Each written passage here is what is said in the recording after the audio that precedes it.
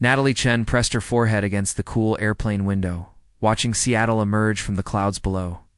8 years had passed since she left for London, chasing her dreams of becoming a photographer. 8 years since she had seen him.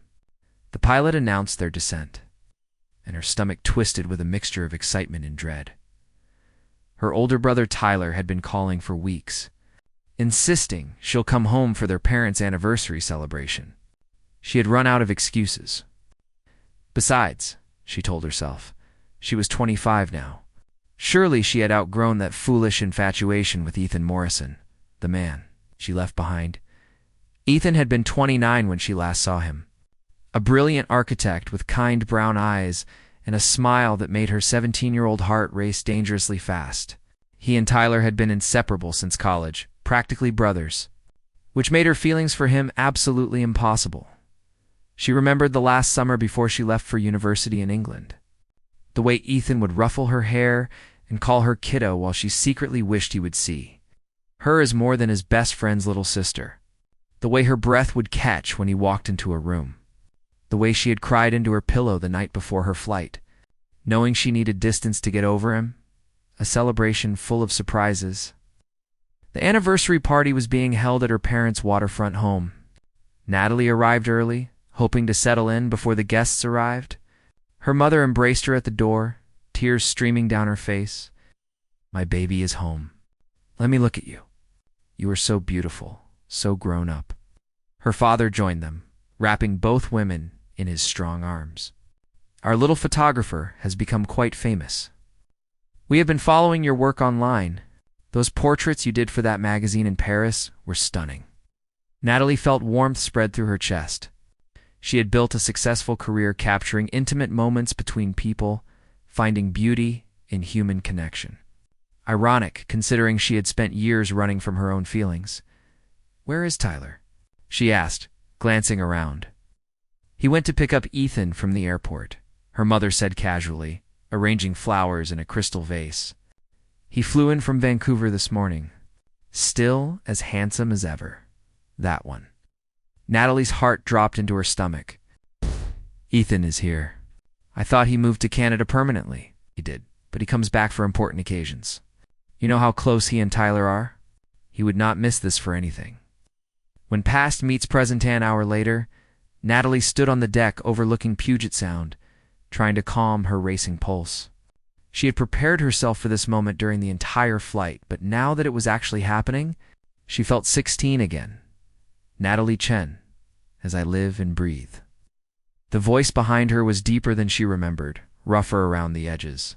She turned slowly, and her breath caught in her throat. Ethan Morrison stood in the doorway, and time seemed to fold in on itself. He was no longer the carefree young architect she remembered. His dark hair was shorter, with distinguished touches of gray at the temples. His face had more lines, evidence of years lived and experiences gained. But those brown eyes were exactly the same. Warm and intelligent, and currently looking at her with an intensity that made her knees weak. "Ethan, it has been a long time." He crossed the deck in 3 long strides, and before she could prepare herself, he pulled her into a hug. He smelled like cedar and coffee, and his arms around her felt like coming home and danger all at once. "You are all grown up," he said softly, stepping back, but keeping his hands on her shoulders. "Your mother showed me your portfolio. You have become incredibly talented. Thank you. I heard you are doing amazing things in Vancouver, designing sustainable buildings that are changing cityscapes." The tension beneath the surface, they talked for an hour on that deck, the conversation flowing as naturally as breathing. He told her about his projects in Canada, the challenges of building eco-friendly structures in harsh climates. She shared stories about her travels through Europe, the people she had photographed, the culture she had immersed herself in. But underneath the words was a current of something else.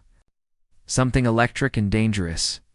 The way his eyes lingered on her face, the way her pulse jumped when his hand accidentally brushed hers, the way they both fell silent at the same moment, the air between them charged with unspoken thoughts. "Natalie, I need to tell you something," Ethan began, his voice low and serious. "There you are." Tyler's voice boomed across the deck. He bounded over, throwing an arm around each of them. My two favorite people, finally in the same place again. This is going to be just like old times.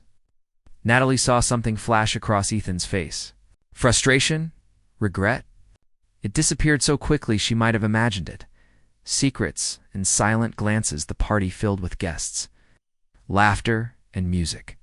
Natalie played the part of the dutiful daughter, accepting compliments on her work and answering questions about life in London. But she was hyper-aware of Ethan's presence across the room. Every time she looked up, she caught him watching her. Every time their eyes met, something passed between them that felt both familiar and completely new. Tyler gave a heartfelt speech about love and commitment, looking pointedly at his parents. 35 years together, that is what real love looks like. Unconditional, unshakable, and built on friendship and trust. Natalie felt Ethan's gaze on her during the entire speech.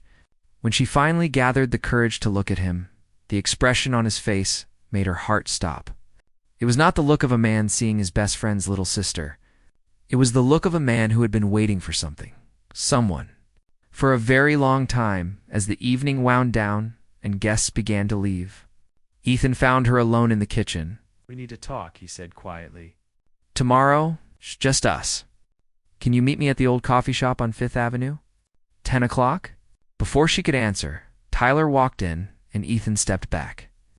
The distance between them suddenly formal and appropriate, but Natalie knew everything had changed. The feelings she thought she had outgrown were back, stronger and more dangerous than ever. And unless she was completely wrong, Ethan Morrison felt exactly the same way. Natalie barely slept that night. She lay in her childhood bedroom, staring at the glow-in-the-dark stars she had stuck to the ceiling when she was 12, the same stars she had gazed at countless nights, dreaming about Ethan Morrison while knowing those dreams were forbidden. But she was not a child anymore. She was a grown woman who had built a life on her own terms. Yet the thought of meeting Ethan this morning filled her with the same nervous anticipation she had felt as a teenager at 9:30. She slipped out of the house before anyone else woke up. The coffee shop on 5th Avenue was a place filled with memories. She and Tyler and Ethan had spent countless afternoons there during her high school years, studying and laughing and planning futures that had taken them all in different directions. A conversation years in the making. Ethan was already there when she arrived. Sitting at a corner table with 2 cups of coffee, he looked up as she entered, and the smile that spread across his face was both relieved and nervous. "You came. I was worried you might not." "I almost did not," Natalie admitted, sliding into the seat across from him. "This feels dangerous somehow." "It is dangerous," Ethan said quietly. He pushed one of the coffee cups toward her. "Vanilla latte, with extra foam. You still drink these, right?" She was touched that he remembered.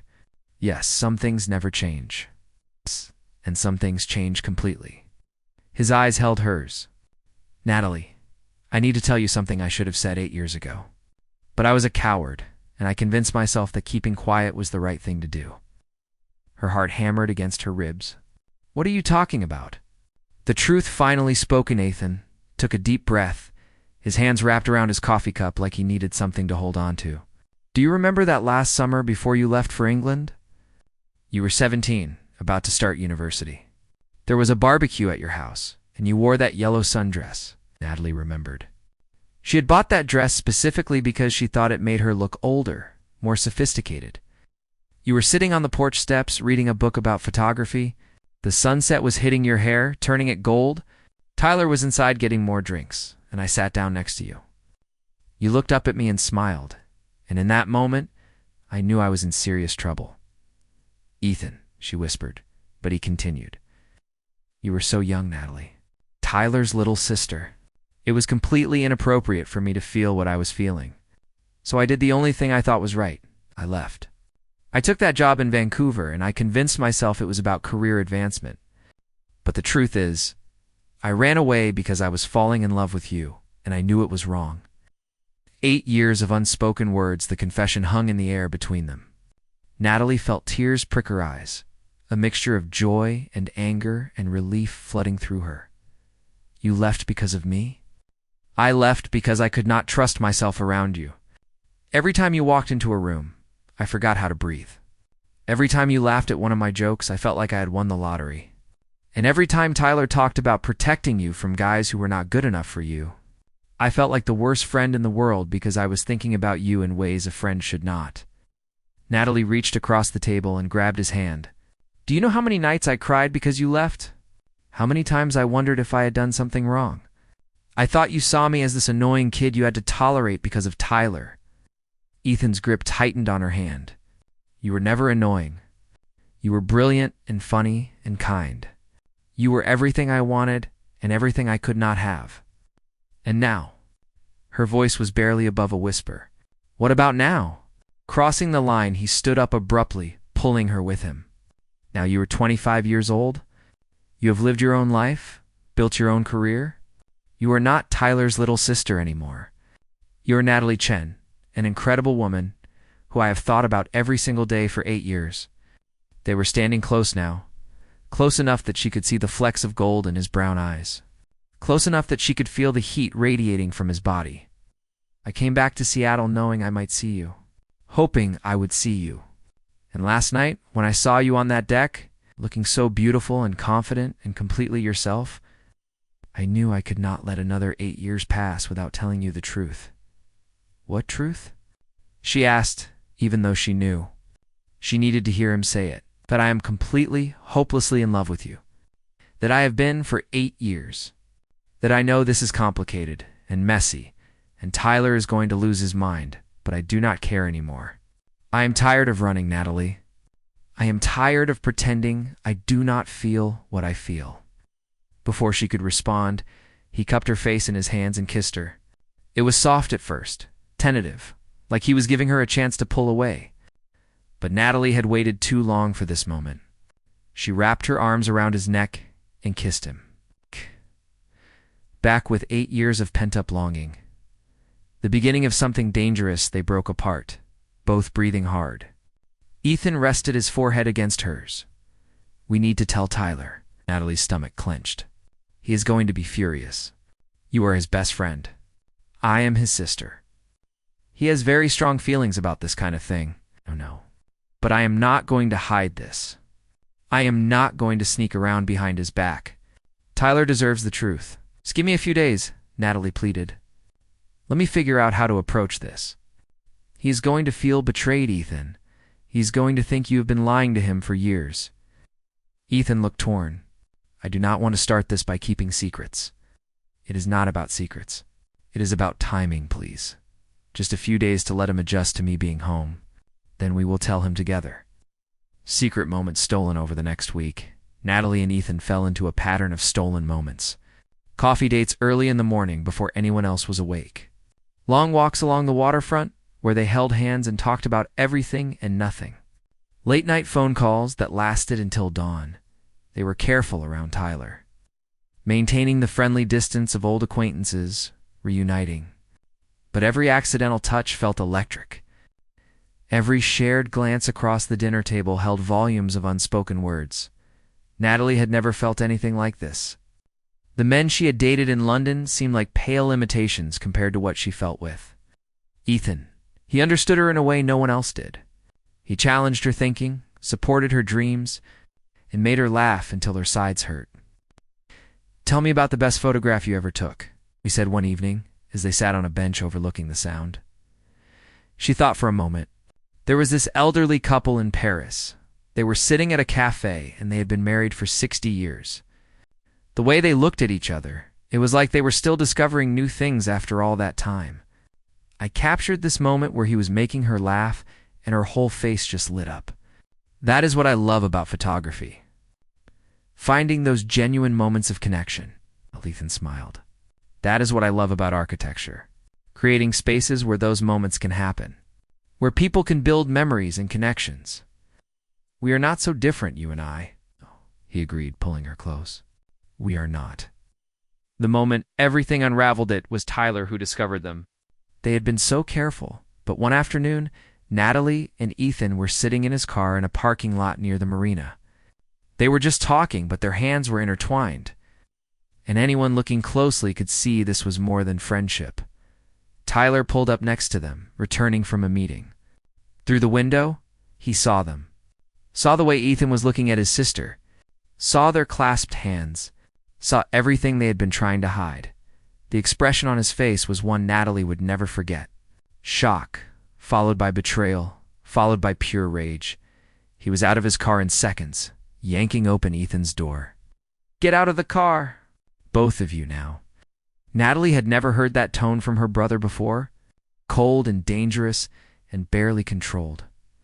They climbed out, and Tyler stood between them, his hands clenched into fists. How long? He demanded. "How long has this been going on behind my back?"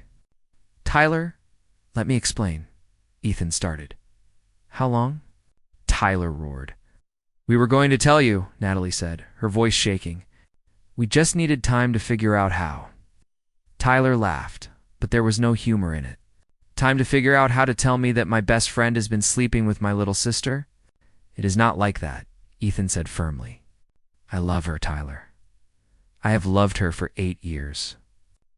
I left Seattle because of those feelings, and I came back because I could not stay away anymore." The confession seemed to hit Tyler like a physical blow. He staggered back, looking between them with eyes full of pain. 8 years? You have been lying to me for 8 years? "I never lied," Ethan insisted. "I just could not tell you the truth. But I am telling you now. I love your sister, and I want to be with her. I am asking for your blessing, but I am going to be with her either way." Tyler turned to Natalie, and she saw tears in his eyes. You are my sister. How could you do this to me?" Those words broke her heart. But as she looked at Ethan standing beside her, she knew what she had to do. She had spent 8 years running from her feelings. She was done running, because I love him too. Tyler stood frozen in the parking lot, his face pale with shock and anger. The afternoon sun cast long shadows across the pavement, and the sound of seagulls crying overhead seemed unnaturally loud in the heavy silence. "I need space from both of you," he finally said, his voice hoarse. "I cannot even look at you right now." He walked back to his car, got in, and drove away without another word. Natalie felt tears streaming down her face as she watched her brother disappear around the corner. Ethan pulled her into his arms, and she sobbed against his chest. "He hates me. My own brother hates me. He does not hate you. He is hurt and confused. Give him time." But even as Ethan spoke those words, she could hear the doubt in his voice. When family turns away, the next few days were torture. Tyler refused to answer Natalie's calls or texts.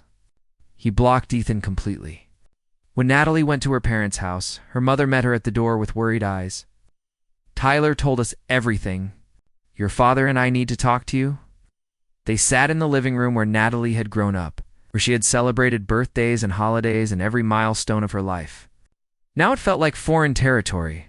"We love you, sweetheart," her mother began carefully. "But we need to understand what is happening. Tyler is devastated.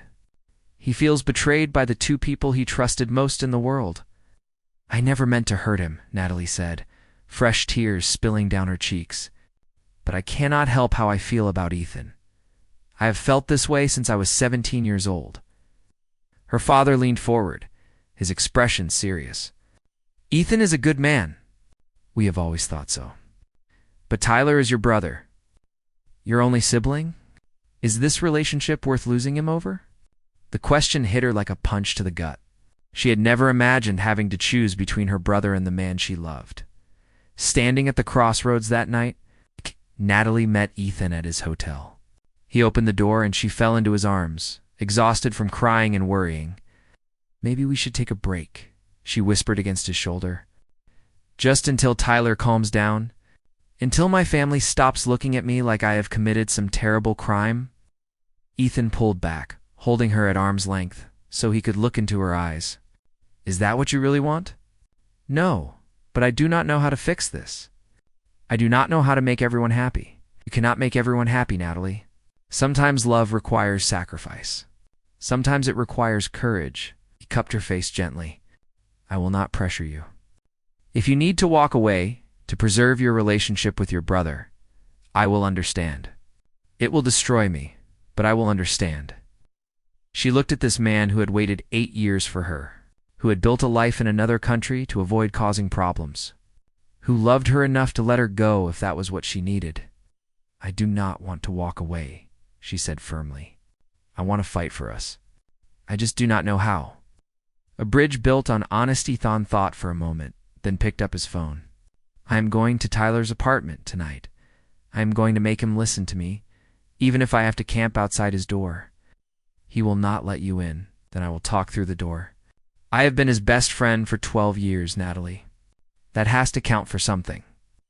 2 hours later, Ethan stood outside Tyler's apartment, knocking persistently. "I know you are in there. I can see your lights on. I am not leaving until you talk to me." Silence. "Fine, then I will talk and you can listen. I met you in college and you became the brother I never had. You were there for me when my father died. You helped me through every breakup, every career setback, every moment when I doubted myself. You are the best friend I have ever had." More silence, but Ethan thought he heard movement inside. "When I started having feelings for Natalie, I was horrified. She was 17. She was your sister. It was completely inappropriate. So I did what I thought was right. I left. I put an entire country between us because I valued our friendship more than my own happiness." The door opened a crack. Tyler stood there, his eyes red-rimmed and exhausted. "Leaving did not change how I felt," Ethan continued.